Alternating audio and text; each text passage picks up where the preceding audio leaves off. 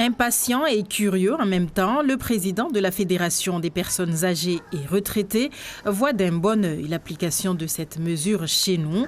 Il regrette cependant que les personnes déjà à la retraite et n'ayant pas eu toutes leurs annuités ne soient pas concernées. Est-ce que c'est pour tout le monde? Parce qu'ici à Mayotte, nous avons des retraités privés et puis des fonctionnaires. Or, quand j'ai regardé d'abord de côté, les privés, leur pension, c'est minime.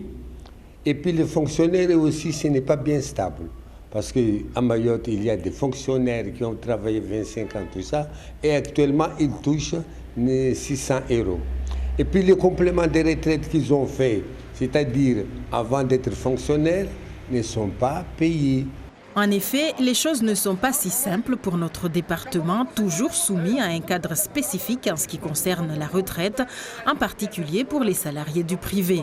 Si le législateur veut réellement s'engager aussi pour Mayotte, il faudra faire sauter certains verrous, notamment les 4 décrets et dérogations, et appliquer tout simplement le Code national de la sécurité sociale.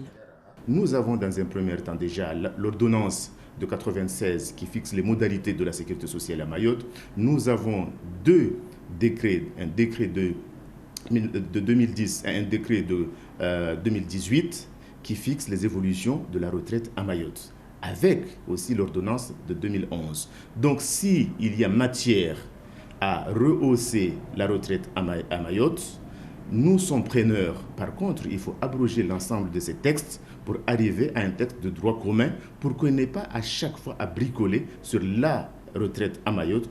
Avec une pension de retraite de moins de 700 € pour un maximum de 120 trimestres de cotisation exigés, tous les salariés mahorais du privé et certains de la fonction publique qui partiraient à la retraite en 2020 devraient bénéficier de ce minimum contributif de 1 000 € annoncé par le président de la République.